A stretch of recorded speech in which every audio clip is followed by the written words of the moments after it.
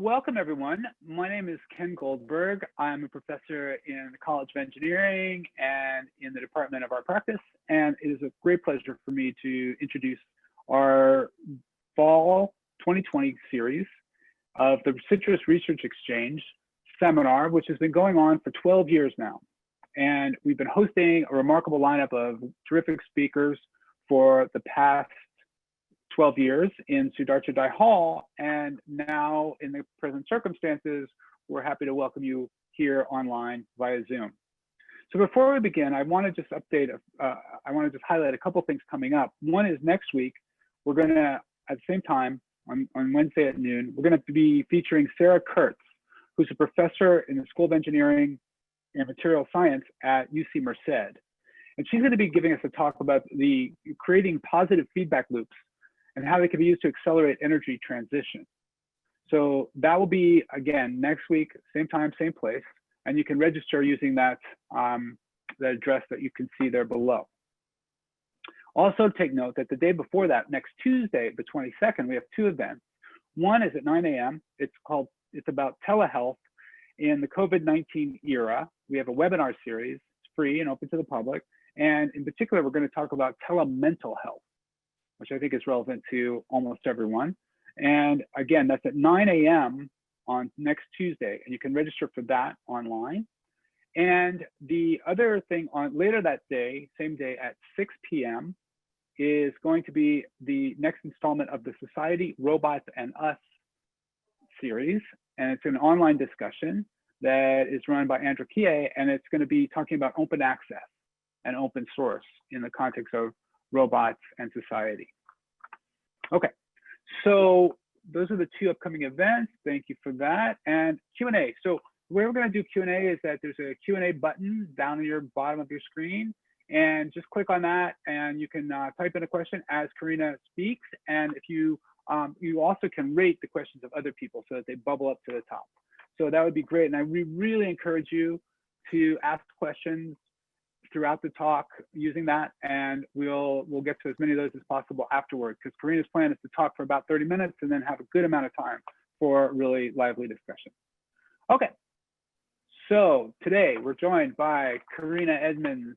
Dr. Edmonds is a great scholar. She has a background as an engineer, mechanical engineering from the University of Rhode Island. Then she went on to do her Ph.D. in aeronautics at Caltech. She has had a stellar career as an advocate for research, and she served in President Obama's administration as a technology transfer coordinator at the US Department of Energy. She was also a member of the White House Speakers Bureau to promote STEM for careers to women and girls. I have to say she has three amazing daughters, one of which is at MIT, and I got to meet her, and she's terrific. So she practices what she preaches, and she has been doing innovation for 20 years. She was a head of university relations for Google Cloud, and she also served as executive director for the corporate partnerships at Caltech. And today, she is now global lead for Academies and University Alliances at SAP. And so she has a great background in this relationships between universities and industries, and she's going to give us her insights on those alliances and how we can participate in them. So please welcome Karina Edmonds, Dr. Edmonds. Thank you. Thank you, Ken. Yeah, thank you, Ken. Thanks for the introduction. This was originally scheduled for April, and I tried to delay it as long as I could because I really wanted to be there in person, and that doesn't seem like it's going to happen anytime soon. But I'm excited that I have a lot of friends joining me from across the country. And first I want to say, I hope everyone's doing well between COVID and fires and hurricanes. I think we're all under an increased level of stress. So as Ken mentioned, I've been working in this space for a couple of decades. And while today I'm going to focus on the Academy's academic and university relationship, I do have a lot of experience on the government as well. And I have actually sprinkled a little bit of the government piece as well, but I'm happy to take any questions on that topic. And as Ken mentioned, I wanted to leave plenty of time for questions and to address those topics that's of most interest to those in attendance today.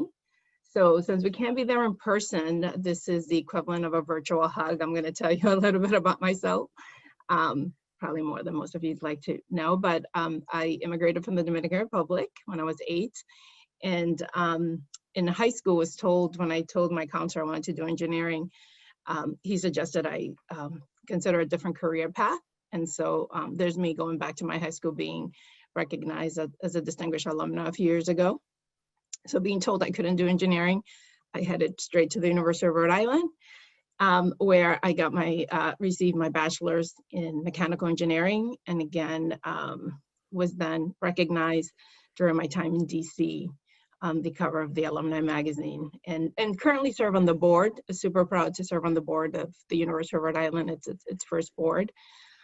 Then I went on to Caltech, as you mentioned, and got my Ph.D. in Aero. Honestly, I wanted to be a professor, and I haven't ruled that out. In fact, I've taught at a couple of local schools, including Pasadena City College.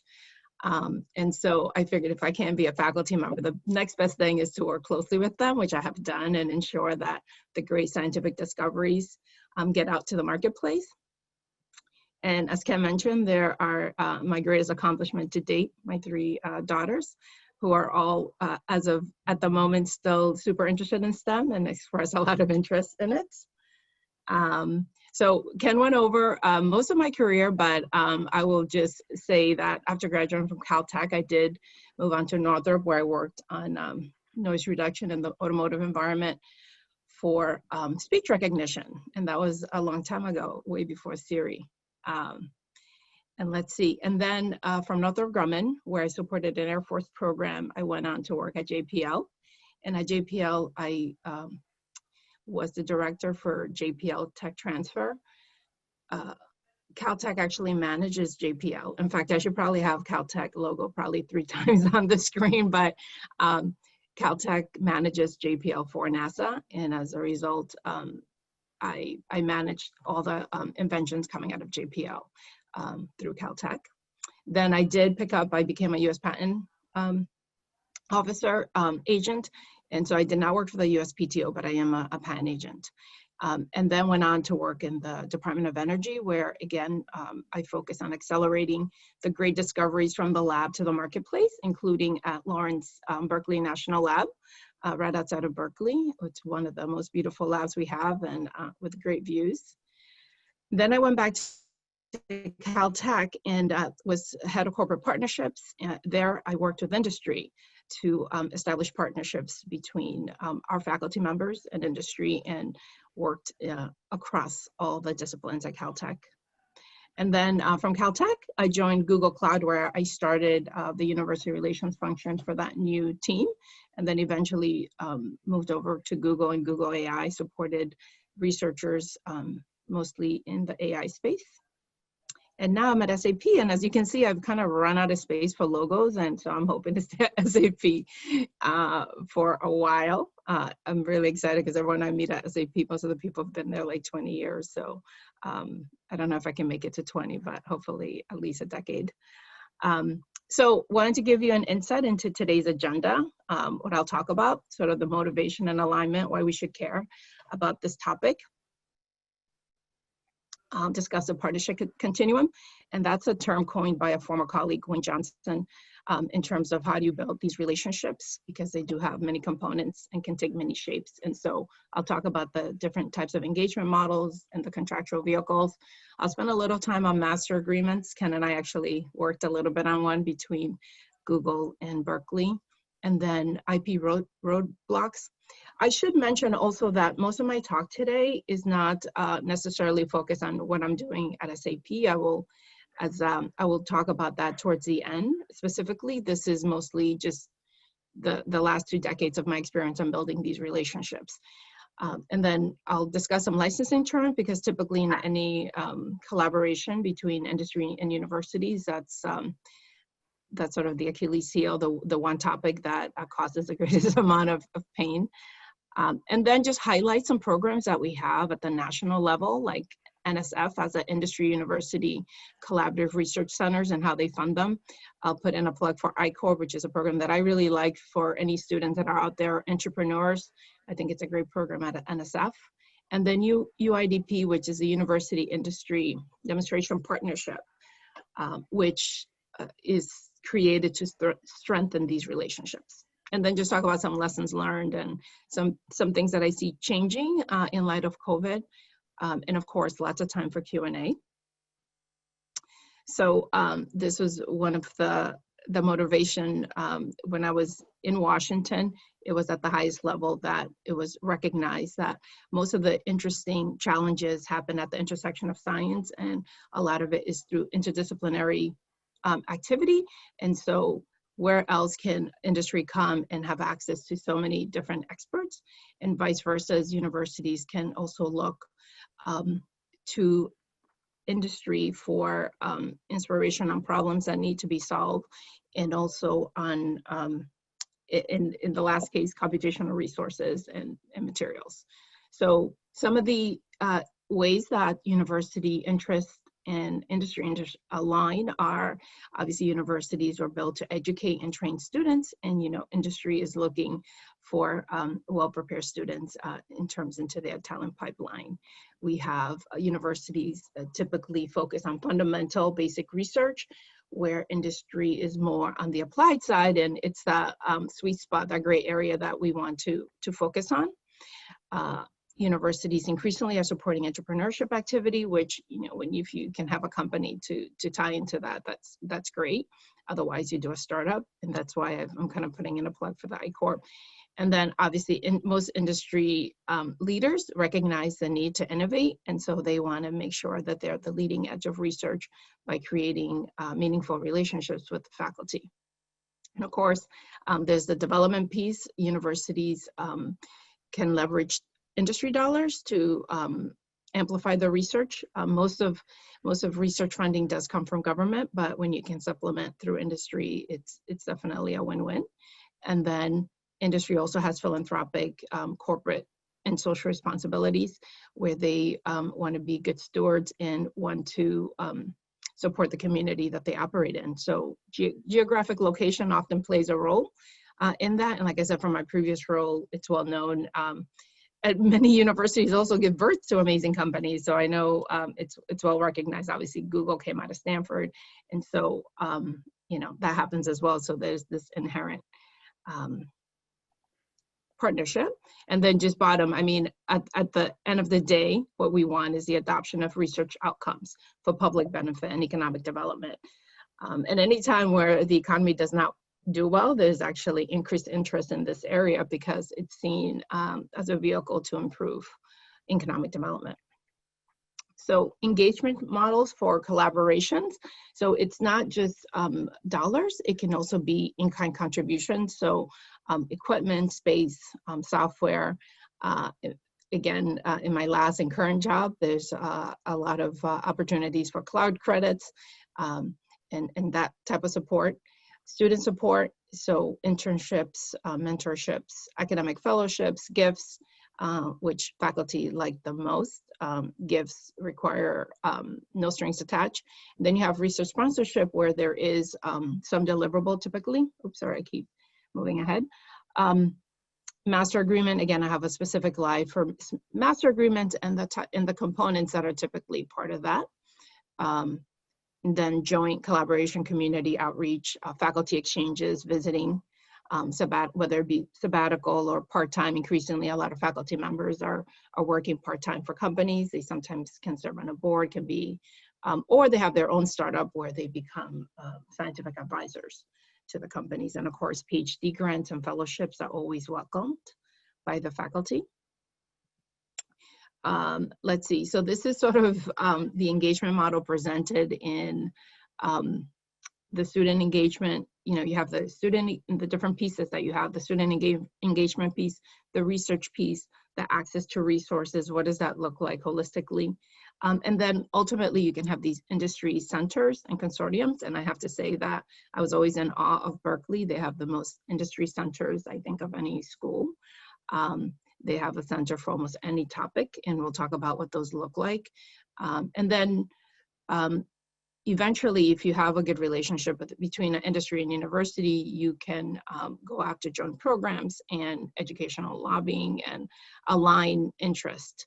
But I will say that sort of the golden egg here for universities, they love major gifts. So ultimately, if industry can provide an endowed professorship, a building, those are very much welcome. And I think on the university, on the industry side, even though it's not always clear, but I do think universities, because of their very objective, typically objective views, if they sometimes can help them in terms of influence on policy.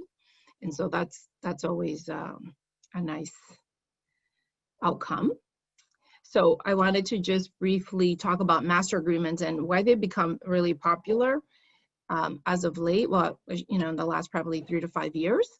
In the past, companies would work with a lot of universities and vice versa, and increasingly more strategic partnerships are being formed where companies recognize they can't support a wide range of relationships, and so they're narrowing in on schools. And I know that when I led corporate partnerships at Caltech, as we looked at the numbers, we had a handful of companies that provided most of the funding, and basically you want to continue to grow those relationships and build on them. So what other companies are there where you can work across a number of disciplines at the school? So typically they're going to be multi-year. They're going to be multi-project, multi-node. So you have research, perhaps some allocation for internships of your students, and joint events. Joint events where the company can come and maybe do a demo or demonstrate some of their technology, as well as career fairs. Those you don't really need a partnership for. There's usually some funding obligation attached to the master agreement, but not always. And it's kind of painful on the university side when you spend months and months negotiating a master agreement that never gets funded. So, but it's also hard on the industry side because often they can't make the type of commitment for multi-year projects. You typically want multiple faculty to be able to collaborate. You pre-negotiate terms on the intellectual property. There's some confidentiality, some publication reviews, which sometimes a company can ask for before publication, but I should mention never can. Most universities could not have any kind of publication delays, because that's, you know, first that's a definition of research. Well, I shouldn't say that's a definition of research. There's obligations for most faculty that take federal funding, which is everyone for the most part, that they publish the research. And so while there's some review gates, at no point, you know, does industry or can they stop any kind of publication. But you also want to make sure that background rights have been negotiated as well. If there's background rights that might be needed in the further development of a technology that an industry partner is funding. I actually have a slide on licensing term, because as I mentioned, that's typically the area that requires the most work and negotiations.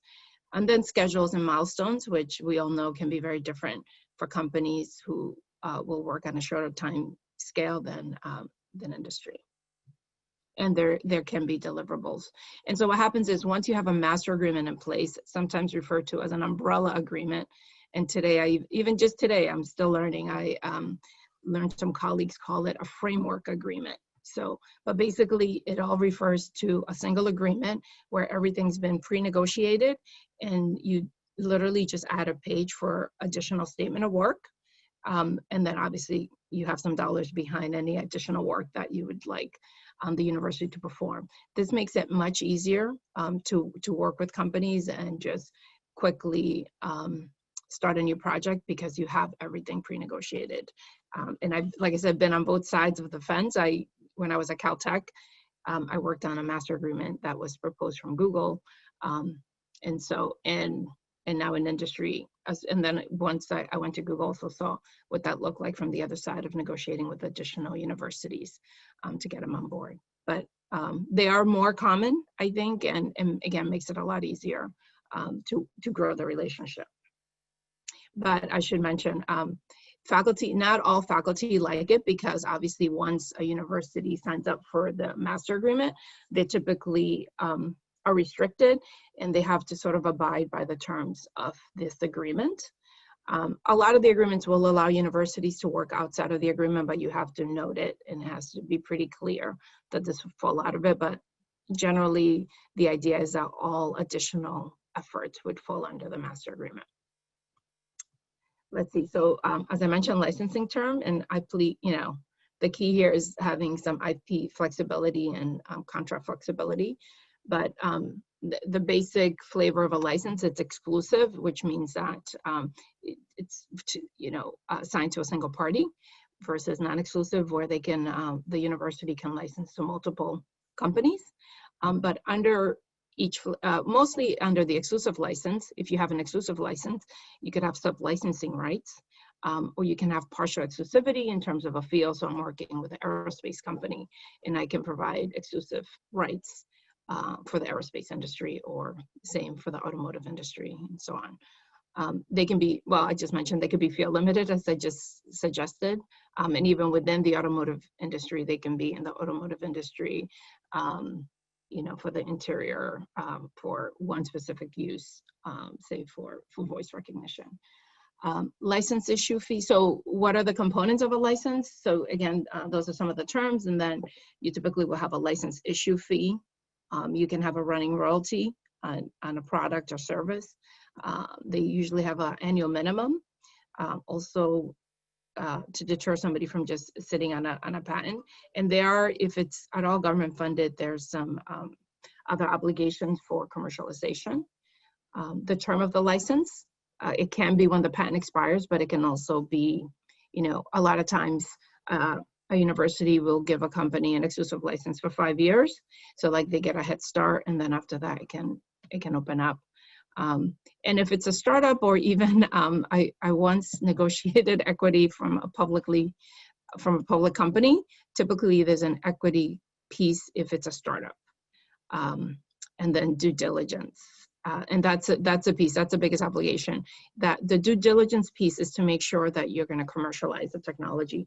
The government is, especially if there's any government funding, there's actually an obligation that you would commercialize. And that avoids the issue of somebody just trying to vary a technology because it might compete with one of their products or services. So as I mentioned, there's a lot of interest and support for these collaborations, like I mentioned, including at the national level. And so this program has been going for many, many decades. And the aim is to accelerate the impact of basic research, and also to some extent to help economic competitiveness at US by, training scientists and building academic strength in one particular area that is of interest. So they can change, like the topics can change. I've seen topics in the area of earthquake detection. That's when I was at Caltech, and in fact, I think it was between Caltech and Berkeley. So centers, they can be multi-university, multi-industry. So this is an area also where industry can help academia by showing support in an area of interest. Most recently, quantum, most of you probably know, is very hot. So there's a lot of interest in the quantum space. There was also in healthcare, in robotic telemedicine, and this is where universities compete to hold a center, and then companies will join that center. And this is all expected to be pre-competitive research. So typically the way it happens is all the companies that become members of the center will get a non-exclusive license to any research that's developed. And which is typically fine for most companies, because they will build on top of the initial technology that gets developed. So it's usually not an issue. But what the NSF does is provide some seed funding and administrative and governance support.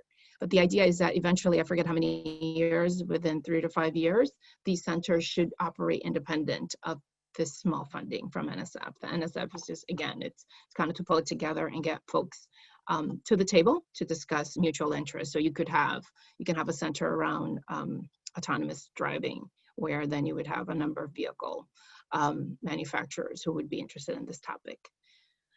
I personally, it wasn't an NSF IUC, but I did work on JCAP at Caltech, which is the Joint Center for Artificial Photosynthesis, which is actually, again, in partnership with Berkeley. I think I should put the Berkeley logo on my career, because I definitely have worked with many pieces of Berkeley up there. But yeah, again, so the Joint Center for Artificial Photosynthesis was jointly with Berkeley, and we worked together for that. But that's just an idea. They don't always have to go through this NSF center. As I mentioned earlier, I know that Berkeley does an amazing job in pulling these industry centers together on a number of topics, including materials. And Ken could probably, I'm sure Ken is a member when he comes back. I have a question for Ken. How many centers is he a member of? And then Wait, I'm right here. Sorry. No worries. No, Ken, I was saying I'd be interested to know how many centers you're part of at Berkeley, corporate and industry centers.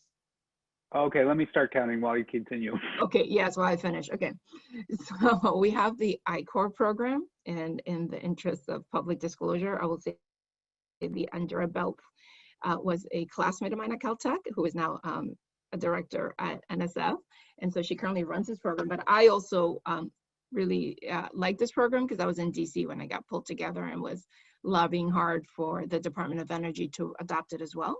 But this supports entrepreneurs at universities. And it's not building the technology, it's about going out to the market, because so many times people get hung up on the technology and very rarely does a business fail. The technology, it's everything around it, the team, the market. And so I think this is a great program because it enables teams of students with faculty to go out and really do the market assessment that they need to identify who's the customer and how are they going to generate revenue. So there's more information there but I'm sure you can just find it on the web. I also wanted to point out another organization that I've worked closely with for many years, including during the time I was in Washington, at Caltech, at Google, and will probably continue now at SAP. In fact, a shameless plug, I'm on a panel with them next week.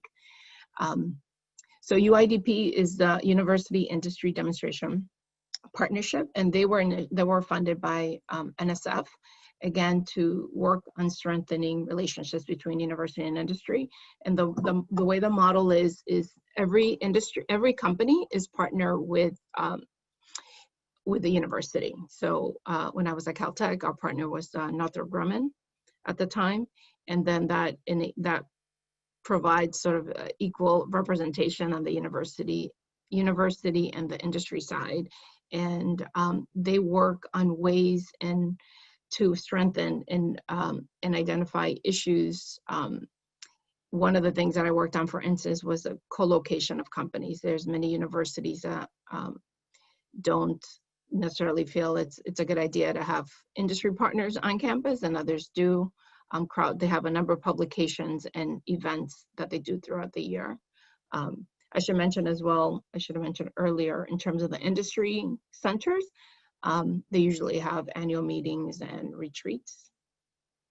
So I put it all, like I've talked about all the great things that happen on these collaborations. So I don't want to give the misconception that it's all rosy. There are obviously conflicting priorities between universities and companies, but most of them can be overcome with some negotiation and goodwill. I should mention that, goodwill, very important. So on the industry side, obviously industry always wants to own everything and wants it to be priority and confidential, and NDAs. I should put out there, a big pet peeve is faculty signing NDAs when they're not allowed to. You should usually go to your legal office and they sign the NDA. The non-disclosure agreements. Industry typically operates on a much shorter timeline. They want access to talent, which usually isn't a problem. It's not going to be prioritized or, and then they have industry has shifting priorities. I mean, as a faculty member, and I think Ken can attest to this, you have a lot of flexibility in terms of the research topic that you choose to study. And if you're lucky enough to get federal funding or even industry funding for many, many years, you can keep that focus. Where on the industry side, due to different pressures, their interests can change. unfortunately overnight, typically in 6 months, and this is why it's important that on the university side, because your faculty are typically funding graduate students and other students through this funding, the funding is usually a year or 2 years. On the university side, again, they struggle because they need completely open publication access, and they don't like anyone reviewing what they want to put out. They take a longer term outlook. And there is this fear of brain drain on the university side, at least this was a big issue on the AI and the computer science space, where there's a need for computer scientists, and universities are not happy with industry because they seem to be taking their resources. Most companies do recognize that we need good faculty members at the university to teach, and is a very, very bad outlook if they're not looking long-term to develop their talent. But there were a couple of really bad cases. I believe it was Uber at one point hired like half, if not more, of the Carnegie Mellon computer science department. And so that's still a concern. I think universities are coming to the bat in terms of making it easier for faculty to do both, to work on their research at the universities and work part-time or consult with industry, which is great. There's also the fear in some universities that you could be doing too much. And I'm not going to mention any names, but there is one particular school up in the Bay Area that sometimes gets dinged for that they have too many industry partners, and that they're deviating from this pure academic research. And then I had to mention the government side, even though I promised at the beginning that I wasn't really going to address that. But you have the government rights. So any technology that's funded by the US government, the government gets a free use license. They increasingly have a citizenship requirement, and that can come into conflict sometimes. A lot of our graduate students in the US are from foreign countries. They've also, in recent years, limited the number of student visas, and then commercialization of results. They are really eager for that. And again, making sure that we have these due diligence clauses in there.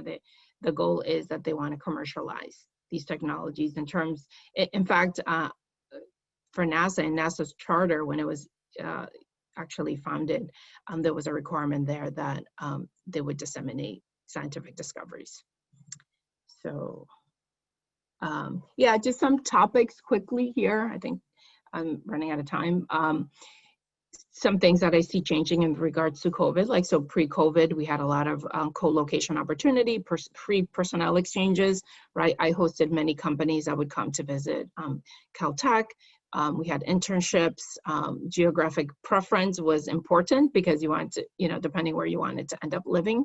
Where now I think post-COVID, obviously, in a lot of the work that's being done, location is more optional. And while I said companies could visit campus, now you can have virtual faculty research seminars. So where you have a lot more people attending and learning about the research at a university, but there's also great financial challenges ahead for most universities. And just some highlights that I see some industries that are being hurt by COVID, such as the aerospace industry and some entertainment venues and the service industry. So they may not be as generous in their funding and their relationships, but there is, seems most high tech is holding its own. And I see a lot of renewed interest in K-12 education, just because it's obviously now front and center. And so I recently talked to a corporate lead at a local university who said most recently he's gotten a lot of interest from the School of Education.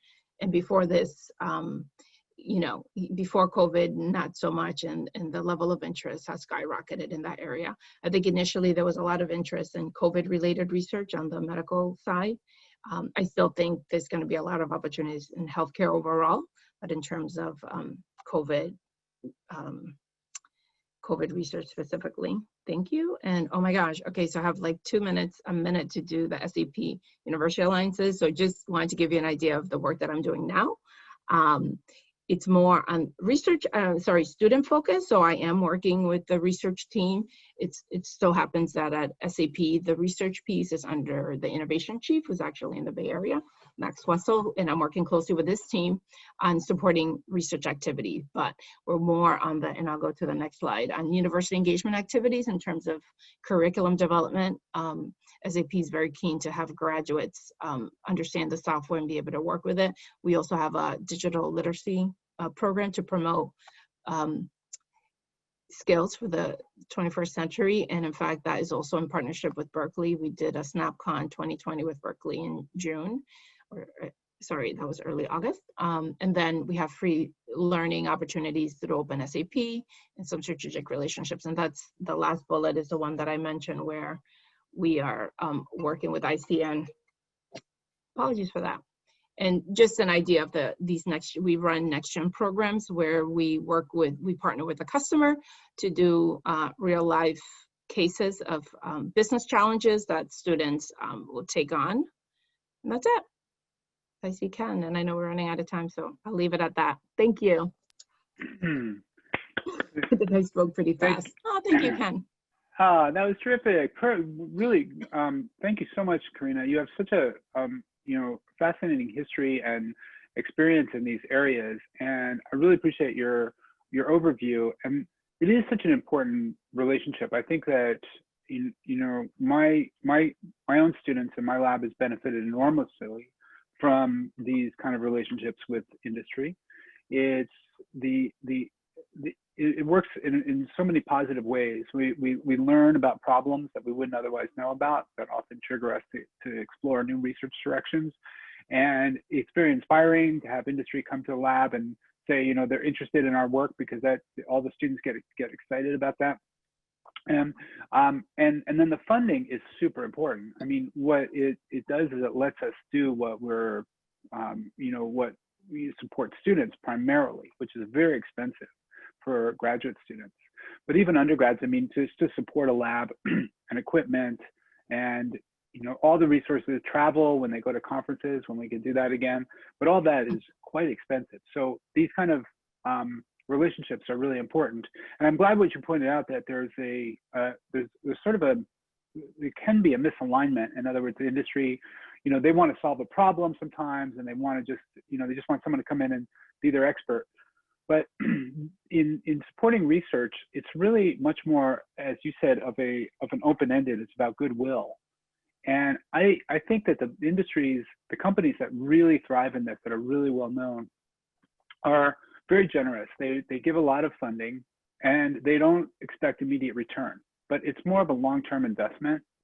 And what they're doing is they're saying, I want to create this environment. I want to support research and create a nice relationship with these faculty members, these students. And ultimately, that creates a positive relationship that leads to their reputation being enhanced. And why that matters, I think, is ultimately about recruiting. Because when they're known as a great company that has these kind of interactions, then the top people, researchers, are keen to go to a company like that, because they know that it's not locking the door behind them, that they'll continue to be able to talk with researchers and interact. And so it's recruiting students, but also recruiting researchers who may be working somewhere else. And so if you want to really attract, and I think this is the most important thing, is people, right? As we know, that makes the hugest difference. And there's so much competition now for the really most skilled and trained and creative engineers, that if you want to get them, you have to create an environment that they're going to like to be in. So I think that I'd like to mention, Ken, when I was at Caltech and after that, I would always tell companies, it's like, this is the cheapest bulletin board to, when you fund a student, when you fund a graduate student. So I may not be, say the SAP scholar, but if my colleague is, my classmate is, like SAP is top of mind, I'm like, oh, SAP, what do they do? Like, so you constantly have a presence in the department. So I'm a big advocate of fellowships, graduate fellowships. So yeah, absolutely. So yeah, you make a great point on that. No, it's so helpful. And I wanted to, if you could say a little more about one aspect which I found very important is trust. And by that I mean, when a company comes in, sometimes they have the benefit of the doubt. We trust you, and let's work together. We'll put the money forward, and then we'll worry about the details later. And that's really helpful because then I am always motivated to keep their trust. And so there's a kind of an agreement that goes on without, you know, a tacit agreement. But if they start spending a huge amount of time with contracts and negotiating and lawyers, we end up getting exhausted, because why are we doing all that if we're not, you know, it starts with a position of distrust. Can you comment on that? Yeah, absolutely. So I also encourage gifts to faculty members, which, you know, and I thought I had a slide on that, or maybe I didn't explicitly mention, but gifts come with no strings. So I say, here's 100K, Ken, we'd like you to do research in robotic manipulation. And so you don't even have to, by the way, use that money for that. As you know, you could decide that you are going to draw oranges, which I believe you have. Use that money to to build a robot to draw something else and not pick up items, right? But we trust, and that's a trust, and it's very important. I have yet to run across a faculty that doesn't use the funding for the way that the company intended it to be used, and that's a lot of trust. And also, as we know, a little piece I didn't talk about was the overhead. So if a company provides a faculty a gift, the faculty sees most of that money. So 100K gift, they'll see 85K of that money. If it's a sponsored research and the strings attached, there's a much bigger overhead, at times as high as 65%. So the faculty out of a $100,000 gift will see 35, 40K if they're lucky. So that's another important thing that I don't want it to get lost. But yeah, that trust and the building of a long-term relationship is really key. Thank you, and I agree that I don't like that term gift, because that sounds almost like here's a little gift, you know. But it's really, I prefer unrestricted grant, and that is the best, you know, because it can be very easy, as you said, and it's based on trust, and it also gives me freedom. So I can, as you said, I can do something a little bit exploratory that may have a benefit down the road where we don't know what that is yet. But I'm also going to make sure I do something that's going to keep that sponsor happy as well. I'm not going to just take the money and go in some other direction. And I think that's the trust thing we're talking about. So we have some questions that have come in. Actually, a lot of questions have come in and they're being voted up in the Q&A here. And let me start with the first one, which is, how do you balance the impulse of the lawyers? Okay, where they want to really, you know, keep going back and forth. They're trying to think of all the worst case scenarios. I mean, that's what they're trained to do, and they can drag on for months and months. How do you keep that at bay? So on both sides, because the lawyers on both sides, they're all well-intentioned, as we know, but they get paid by the hour and they want to create, you know, more and more complexity. How do you balance that? Yeah, so great question, and it just depends where the attorneys sit and how much they will help you. But this is why it's so important for the licensing agent and or the corporate officer to have some templates that they can start with and work with, which is super important. So not starting from scratch with every conversation. And typically you have, you know, every university is going to have a risk tolerance. But, you know, for instance, for me, one of the biggest negotiating points would always be for the government march-in rights. Companies go crazy over the government march-in rights. What do you mean that the government can come in and take this technology? Well, this government march-in right has never been exercised, and it's like 60 years or probably of existence, okay? And so like weighing the risk. And so I think in both cases, I mean, I'm deviating a little bit, but to have some starting points in terms of what your attorneys are comfortable with, and then understanding the risk on both sides and mitigating those. And at times you can. So in terms of like an exclusive license, some people are like, oh my gosh, we can't tie up the IP. Well, if you do it for 2 years, like, you know, or you do it for a limited field of use, then people can get behind that or get comfortable with that. And I think it's all about communication, because sometimes we think, you know, the company wants more than they want. And when you kind of drill down, you find that usually you can come to an agreement on that. But having some standard IP terms to start with, I think is helpful. Great. Okay, good. No, I appreciate that. I think it's always good if you have a template and you say, this has worked for this other company, or this has worked for this other campus. And then you can start saying, let's build from there, or just adopt this. Okay, great. So yeah, that's another good point, yeah. Another question that came in is from Andra, which says, she said, where does responsibility lie in terms of developing research that will meet underserved social needs? that would, I mean, to do things more in the public interest. How do you balance that in these kind of situations? Sure. So, that's a great point. And again, I see increasingly companies, especially in light of the, current social justice struggles that are going on in our country, where companies are now, I've got to say, I really had not seen this before in my 20 years, of working in this space.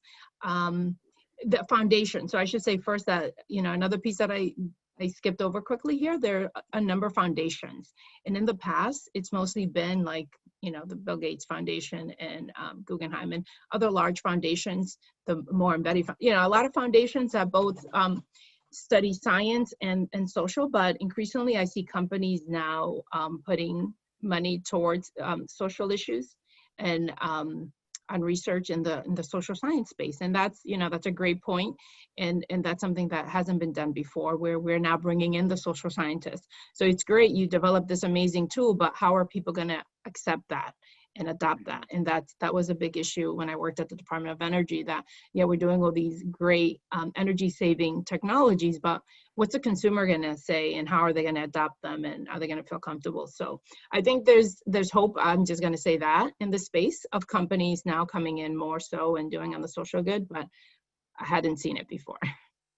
Okay, well, it is actually very helpful, I think, for companies as they adapt to, for example, to the conditions, as you mentioned, about COVID-19, and universities were all trying to come to terms with this new scenario. And I think that there's the idea that we want to reach out to each other for ideas, for best practices, to understand what are the new needs that companies have, and what are the new ideas that universities might have to offer.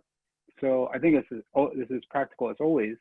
And I wanted to one other question that came up here is about the ongoing relationship. In other words, when oftentimes the company will have a change of leadership, change of their university liaison or the CEO, and they might just say, "Oh, I'm getting rid of all that because that was my predecessor."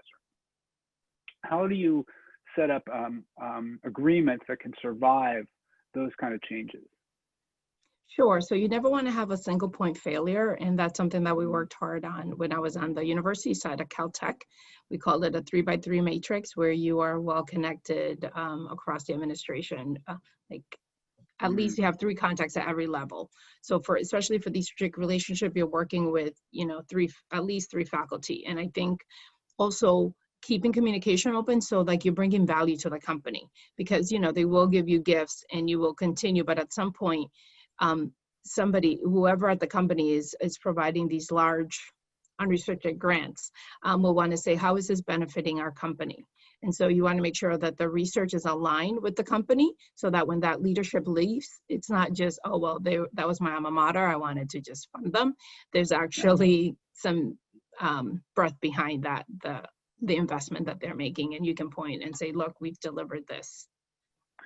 Absolutely. I mean, one thing that we've been working on, these like benefits lists, right, that we offer, and we say, obviously you get to talk with this faculty member, you get to meet with students. One really big perk is often co-publishing paper. Yes. That researchers are corporate researchers are very motivated to do that, because they really enjoy that process.